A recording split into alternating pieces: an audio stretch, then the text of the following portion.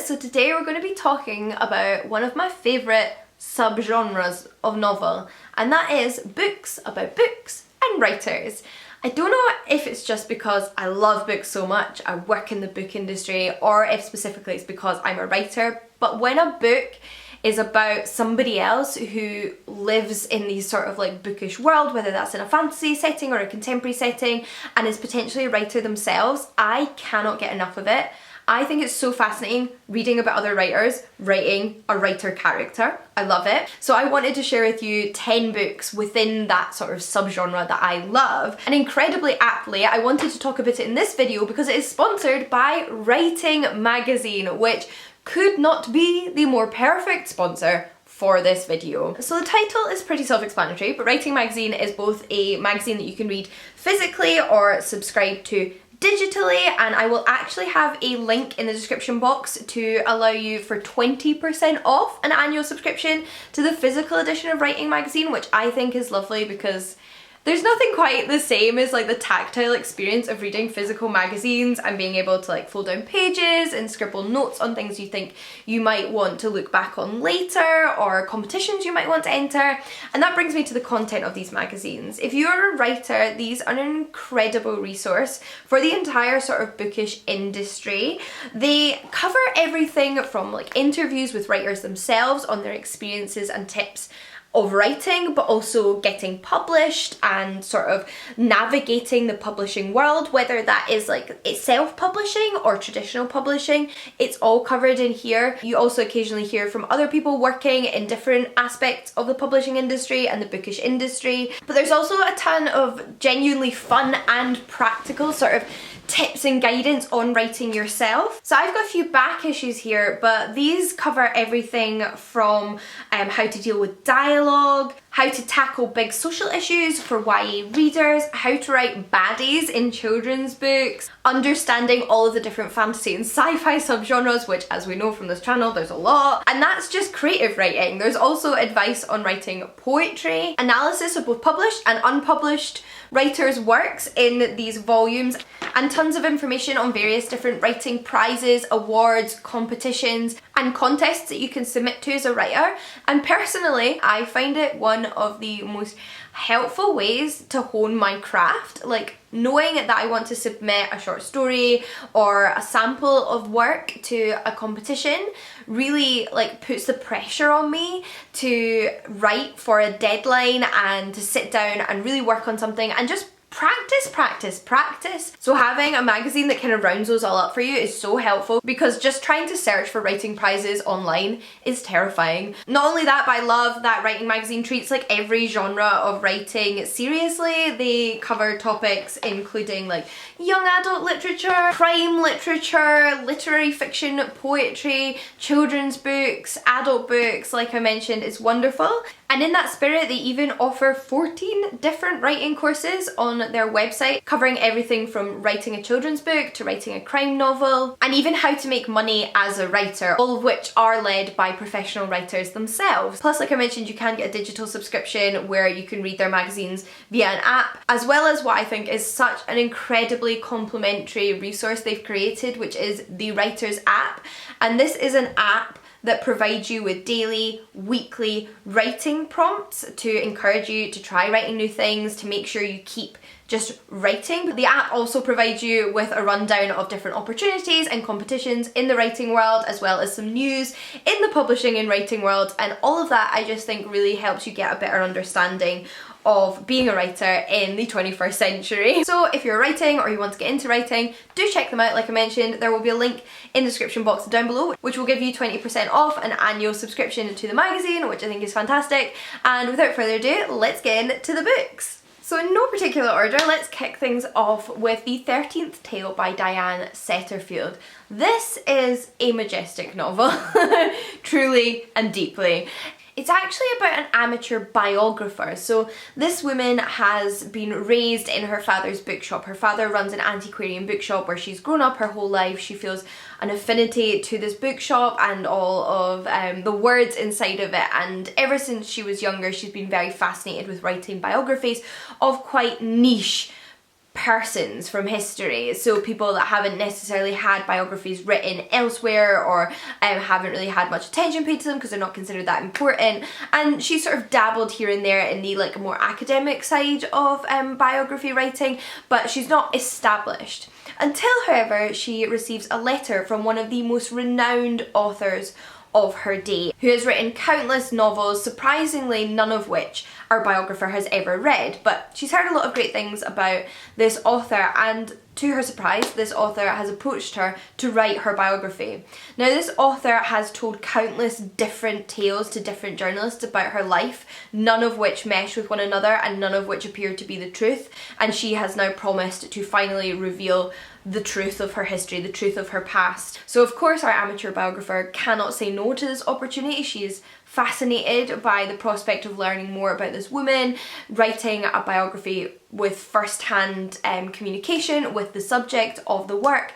And the book therefore takes us across the life of both our biographer in the contemporary world, in meeting this author, learning about her past, her secrets, and also learning about herself through that process, as well as the history of this author, going back even to her parents' generation and her family, who are quite a wealthy, eccentric bunch, and the whole story of where she's from and who she really is. And it's absolutely fascinating. It's a beautiful meshing of two timelines that is just done masterfully. Like, I love a story told over multiple timelines, but it's not that easy to do well, and Diane Setterfield absolutely nails it. She writes a character you're invested in the past and a character you're invested in the present, and I absolutely adore this novel. I think it's truly beautiful and constantly full of twists and turns and mystery and beautifully told in beautiful prose. So it's an example of a book about a writer that is written in the most beautiful way, and as a reader I just feel like that is a beautiful sort of like layering effect and I really love this book. I recommend it all the time, and if you haven't checked it out I would highly recommend doing so. Next, I actually want to mention a historical romance novel, because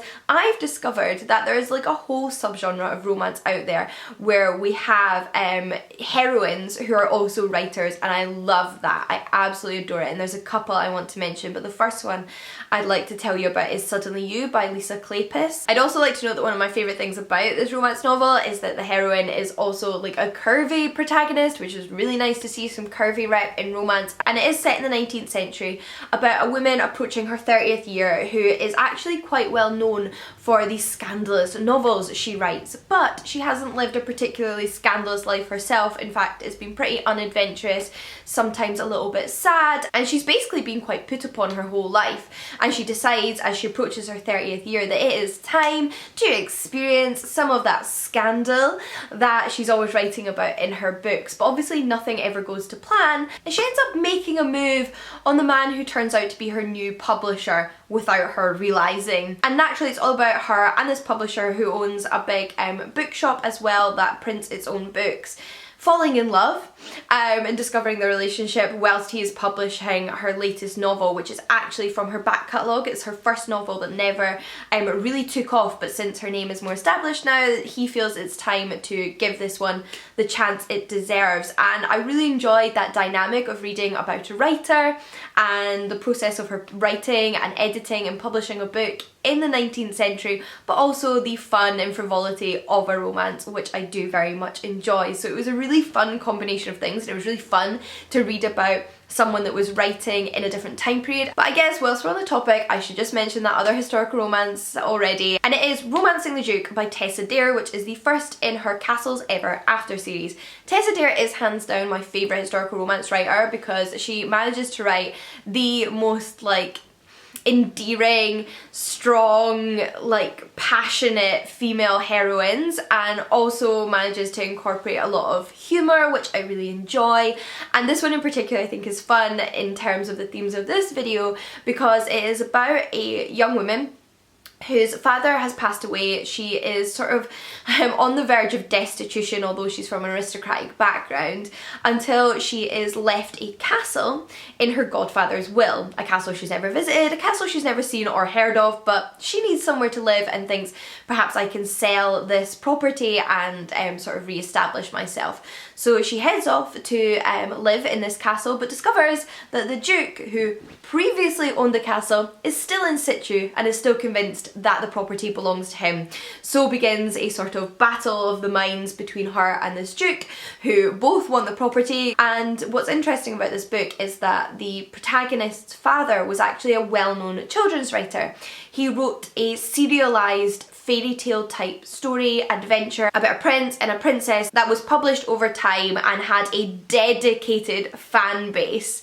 And what is so fascinating about this book is that it basically includes like a hardcore fandom, but in the Regency era, which I thought was so much fun, because I'm sure, as you know, if you're a big reader, being part of a fandom is something that can just bring so much joy and so much connection between readers. And in this book, we basically have a 19th century fandom of this adventure story that her father wrote. And these fans are also constantly write to her because she is sort of framed as one of the characters in the book. And there is a lot of secrets tied up in the writing of the story and her relationship with her father, which is much more complex than the fans necessarily realise, and her perceptions of her father as being this perfect father who told his daughter this beautiful story every night is maybe a little bit misleading. And I really enjoyed that it was a little bit subversive in that way, but I also just loved that sort of fandom that crop up and dress up as the characters and have complete loyalty to the story and this woman who's the daughter of the author, and it's really, really endearing. We then have a book that doesn't necessarily feature a writer, but is definitely a book about books, and that is Tilly and the Book Wanderers, which is book 1 in the Pages & Co series by Anna James. This is a middle grade series with the most fun concept, particularly for this age demographic. I think it's so creative and imaginative and then well executed, which is all you can really ask for. And it's about Tilly, who again grows up in a bookshop which is run by her grandparents. Her mother went missing when she was much younger and she never actually met her father, so all she's really known is her grandparents who raised her in this bookstore. But she's reached an age where she is honing in to some abilities that she never realised she had, which is the art of book wandering. And she's introduced to this art by surprise and then guided through her journey by her grandparents, who are also part of this world where you can travel into books, you can travel into the stories. So we follow Tilly as she visits stories like Alice in Wonderland and Anne of Green Gables and Treasure Island and many, many more. And then obviously if you continue on with the series, there's even more to get your teeth stuck into, and it's so much fun not just seeing Tilly interact with some of the characters from these novels, but on occasion seeing the characters from those novels cross over and interact with one another. And I thought that was so clever. And I also just think that although it's fantastical, although it's a magical book where these characters are physically going into these books and having adventures, it still very much encompasses the experience of a reader. And I think that's what you're doing whenever you pick up a book, whether young or old, and that is book wandering, and you're travelling in to these stories. And that was just like a really whimsical way to sort of bring that to life for children. Back to the adult novels, however, with Sophia Khan is Not Obliged by Alicia Malik. And this book is such good fun because not only is it about books, not only is it about a writer, but it's also about the publishing industry. And in that respect, it covers so many aspects of the literary world that it's really, really fascinating. And it's one of the few books that I've really read set in the sort of British publishing industry. And what Sophia Khan is all about is this young woman, naturally, called Sophia Khan, who is a young Muslim woman living in London that works in publishing. But during one of the meetings in her publishing house, she ends up getting roped into actually writing a book herself, a book on dating as a Muslim woman in the 21st century. Now, Sophia herself has recently gotten out of an engagement, so she's sort of new to the dating scene. And this book simultaneously is all about Sophia the writer. It's about some of the everyday forms of racism and Islamophobia she faces living in London, and also her potentially blossoming romances. And what is equally as fun about this book is it's also inspired by Bridget Jones, and in turn inspired by Pride and Prejudice, because as you will know, Bridget Jones is based on Pride and Prejudice. But whilst harkening back to those two sort of older and modern classics, it offers something entirely new and unique and individual, and I think it's so much fun, and I love the character of Sophia Khan. For those of you who've always wondered about the dangers of books, however, I have to mention Sorcery of Thorns by Margaret Rogerson. This is a young adult standalone fantasy novel all about Elizabeth, who was raised in a library. So in this magical world, books are stored in a magical library, but some of those books are filled with so much sorcery and magic that they're basically alive, and that can also potentially mean they're dangerous. And Elizabeth has been raised to work in this library. She was sort of an orphan who was raised by the library and then trained to work there. All her life she has hoped of becoming a warden who is basically in charge of the most magical, most dangerous tombs in these libraries, until something unfortunate happens one night and one of the members of the library is murdered by a tomb that people believe she has set free. So she becomes embroiled in this mystery, in this plot to perhaps undermine the library system, and must work together with a young magician to solve all of their problems. And it's just such a good, fun, frolicking adventure with magic and like a fierce, feisty protagonist, and also that fun element of books and libraries and just houses of knowledge, which I'm sure we can all appreciate. Funnily enough, my next recommendation also has the word thorn in the title. Like, who would have seen that coming? And that is Alphabet of Thorn by Patricia A. McKillip, which is an adult standalone fantasy novel, also set in a library, but I swear the similarities end there. The plot is very different, the characters very different, and the nature of the magic and the literature in this book is very different. But this is about an eclectic cast of characters. We have a young woman, a bit like Elizabeth, who was raised in the library by the librarians, but she was raised to be a translator. She has a great affinity for language and unknown languages, and an ability to really just like get in there and figure out these alphabets and different languages that no one else has necessarily been able to translate. And then we also have a young queen who has come to her power much earlier than she expected, a much older magician and a young in training magician, and how all of their lives begin to intersect because of one book, which turns up in the library one day, and our protagonist is attempting to translate, but nobody has ever seen this language ever before, or a book quite like this ever before, so they don't understand what's going on, and she becomes fixated on translating this book, which may have magical properties, and that draws in the young magician, the older magician, and the new queen, who are all connected by this story. So we have a magical book, we have a translator, and do not underestimate the art of translating. A good translator can bring a book from one culture and one country to so many new readers, and it's such a wonderful, wonderful talent to have. So to read a fantasy book where the magic is basically in translation is so much fun, and I really, really enjoyed that. And I also just think Patricia A. McKillip is a masterful fantasy writer. She is like a true classic author of the genre and well worth checking out. We then have The Perilous Life of JDO by Zen Cho, which is actually more of a novella than necessarily a novel because it is rather short, but it is so endearing and will completely wrap you up with its story in those few pages. It is all about JDO, obviously, from the title, who is a young Chinese woman that has emigrated to London in the 1920s, and she has gotten a job as a basically literary critic, a writer for a London-based magazine, and she ends up writing a scathing review of a very popular author's book, which in turn draws his attention to her, and she ends up in a sort of torrid affair with him, not really because she's in love, but basically just because she's curious about romance, which I really enjoyed. Like, she didn't have to be in love with him, whilst also maintaining a very close friendship with her editor and trying to figure out really what she wants and who she wants throughout the storyline. And I just found this book charming. I love Zen Cho's writing. I think she has such a captivating style of prose, which is very much her own. And throughout the story, I just loved the character of Jade. I felt like she was a really complex young woman experiencing 1920s London, sort of balancing her different interests and her family and her friends and her romance and her culture.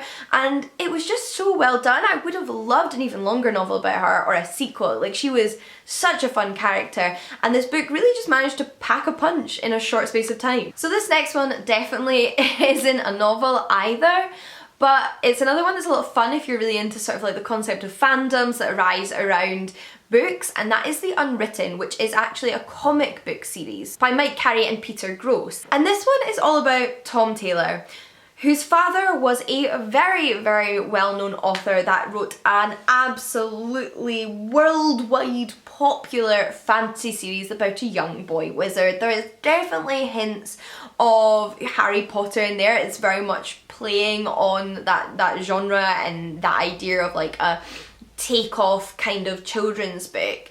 But the main character in these books was also called Tom Taylor, and because of that, ever since his father died, the fandom have basically become obsessed with his son, who they believe is Tom Taylor.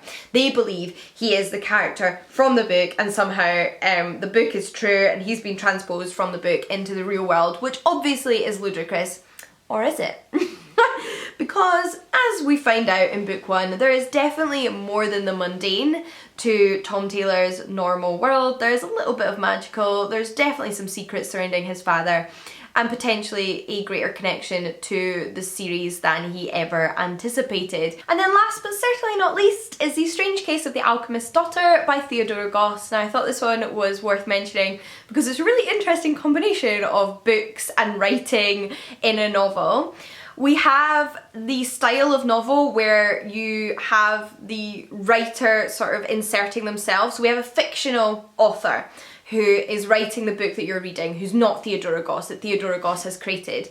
And she and the rest of her group of companions and female friends are constantly butting in, and you get to see their conversations as she's writing the book, because she is writing their story, their life, and how they all came to meet and the mysteries that they solved together. And because of that, they all have opinions, but she's also a best-selling author. Now, all of these women are actually characters from classic novels as well, which I think is so much fun.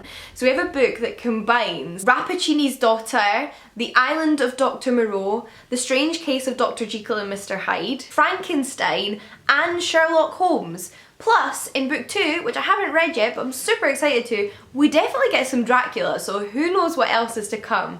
And I love that it's a book that both retells some of those elements, but it's more a story about the women in these men's lives, in these like dark men's lives from these novels, and how their lives unfold, whether they were originally in the stories or have been created for this book, and how they all come together. Also, we have one of those women, Catherine Moreau, become an author who tells their story to you, and I think that that's a lot of fun. I think it's a lot of layers, but works really well. It must have been very complex to write and required a lot of planning, but I think Theodora Goss does it superbly well. So those are my 10 books about books and writers that you might want to check out. I love all these books, would highly recommend them. They're all very different, but all very fun. And naturally, I would like to thank Writing Magazine once again for sponsoring this video and giving me the opportunity to talk more about writing and books about books, because like, it's just a combination of all the things we love in one. And I will link more information down below in the description box about the app, as well as the 20% off discount for the physical magazine subscription. And I would highly recommend you check them out, because they are a fantastic magazine with loads of really interesting and helpful insight into writing, if that is something that you yourself are interested in, like I am. But until next time, happy reading, and I will see you all again soon. Bye everyone!